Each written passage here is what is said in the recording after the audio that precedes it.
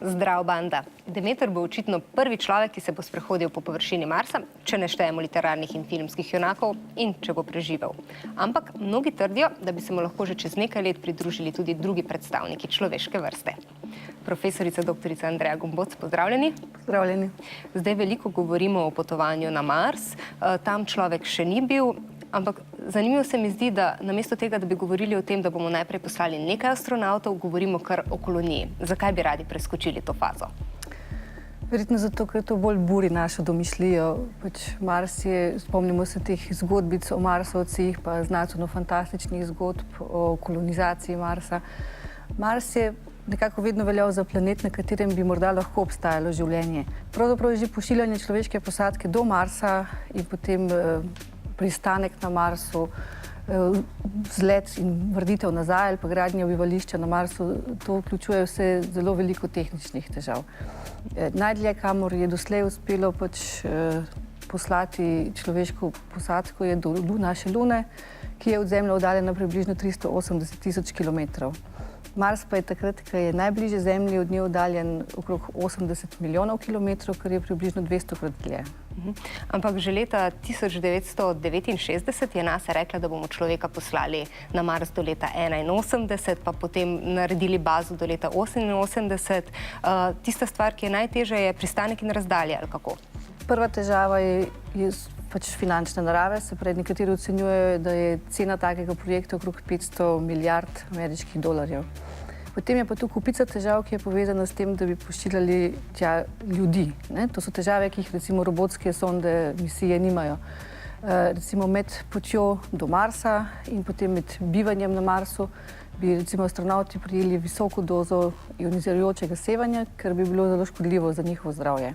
Potem je pa še ena vrsta težav, ki je pa povezana s tem, da ne bi radi okužili Marsa z nekimi mikroorganizmi z Zemlje ali pa ob vrnitvi nazaj potem okužili Zemlje z nekimi morebitnimi mikroorganizmi z Marsa, kajti vse sonde robotske, ki jih pošiljajo v vesolje, temeljito sterilizirajo človeškega telesa, pa ki vsebuje na milijarde ali pa bilijone nekih mikroorganizmov, pa se seveda ne da tako temeljito sterilizirati.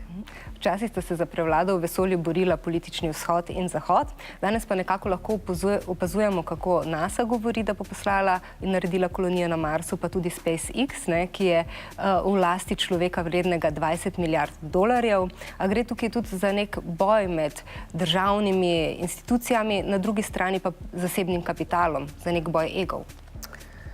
Mislim, da ne gre toliko za boj egov, ampak dejansko željo po premikanju meja, po doseganju nemogočega.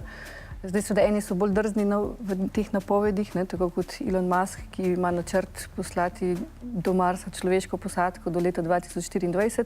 NASA je pa bolj previdna in načrtuje, da bi tam v začetku 30 let poslali do Marsa misijo s človeško posadko, ki bi se za nekaj časa vtirila v orbito okrog Marsa in potem vrnila, ne pa tudi pristala na Marsu. Kaj pa bi imeli znanstveniki od tega, da bi poslali človeka na Mars? Gotovo bi pridobili neke nove podatke, nova spoznanja o površini Marsa, sestavi tal, morebitni tudi prisotnosti življenja, ampak veliko teh podatkov smo že dobili z sondami, ki so obiskale Mars, ki so pristale na njemu, naprimer NASIni roverji. Ampak kaj pa, če se zgodi, da dejansko še te dodatne podatke zbere zasebno podjetje? Boste znanstveniki imeli dostop do teh informacij?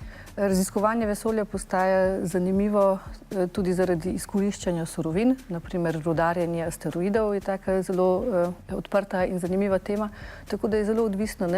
Zelo možno je, da bi podjetja zadržala en del informacij zase raje. Vi bi šli na Mars? Ja, mislim, kot izkušnja je nedvomno izjemna, ampak kar se tiče varnosti in pa tveganja, bi pa zelo, zelo dobro premislila. In prav takšno vprašanje smo zastavili tudi dijakom Gimnazije Novo mesto, ki bodo v času predvidenim za te odprave pravih let za pot. Pa glih na začetku čisto ne bi šla gor. Mogoče najprej počakaš, da vidiš, kako so drugi. Z veseljem bi to preizkusil, ker to mora biti nekaj čisto drugega, ker je tudi gravitacija in različna. Jaz se ne bi preizkušal živeti na Marsu, zaradi tega, ker mi je na Zemlji kar všeč. Če bi mi meni tu ponudil en človek, prijatelj, greš ti na Mars, jaz bi mu rekel takoj, ja, grem. Dvomim, da bi čist cel planet, tako celo atmosfero predelali, da bi bila ugodna za življenje ljudi. V kakšnih zgrajenih območjih, ker razmere niso za nas tam prave. Veliko več bi bilo treba obdelovati vse, da bi kaj dobili. Na Zemlji imamo vodo, imamo zrak, ugodne temperature. Pač ne vem, kako bi pol na Marsu. Manj skrbi imaš kot v šoli. Ne? Recimo v šoli moraš imeti cene dobre, pa stres, pa naprav avtobus moraš iti. Tam ni treba tega, ne? Pač ni nobene glavne postaje, katero moraš hoditi. Če ni nobene glavne postaje, kako pa potem sploh je na 4. kamnu od Sonca? Mars potrebuje, zato da zaokroži okoli Sonca, 2 zemeljski leti. Kaj nam to pove o letnih časih na Marsu in kakšne so tam razmere? Ja, nagib Marsove osi vrtenja je glede na ravnino gibanja okrog Sonca je približno 25 stopinj, kar je zelo podobno, kot je nagib Zemlje na osi vrtenja. Tako ima Mars podobne letne čase in iz istega razloga pravzaprav kot Zemlja. Ampak ima zelo redko in suho ozračje, tako da na njem ni nekih padavin, dežja, sneženja in podobnega. Se pa z letnim časom spreminjajo velikost polarnih kap, se pravi območja na severnem in južnem polu, ki so pokrita potem z zamrznjeno vodo in pa ogljikovim dioksidom. Zdaj na Marsu sklepajo, da naj bi bili pod površjem tudi ledeniki, veliki do 10 km, tekoče vode ni, čeprav pa se nahaja dejansko Mars v tem življenjskem pasu, kjer bi še naj bila voda. Od česa bi lahko na Marsu potem živeli? Ja, od tistega, kar bi prinesli s sabo in kar bi pridelali tam v nekih rastlinjakih, v katerih bi pač ustvarili ustrezne pogoje, ustrezno temperaturo, ozračje, vlažnost, hranila in podobno. Skratka, veliko prtljage bi potrebovali. Tako je. Eden od razlogov za to, da naj bi se podali na Mars, oziroma da se zdaj govori tudi toliko o Marsu, je ta, da naj bi Zemljo že res dodobra izkoristili. Ampak kaj nam dejansko preprečuje to, da naj bi izkoristili tudi drugih planetov, na katere gremo? Je tehnična zahtevnost takih projektov in pa potem s tem povezani finančni stroški oziroma cena. Dokler je pač ceneje neke surovine pridobivati na Zemlji ali jih reciklirati ali pa najti njihove nadomestke na Zemlji, se pač ne splača iti v vesolje. Obstajajo pa načrti za rudarjenje recimo meteoritov, asteroidov in pa ostankov kometov, naprimer. Najlepše hvala.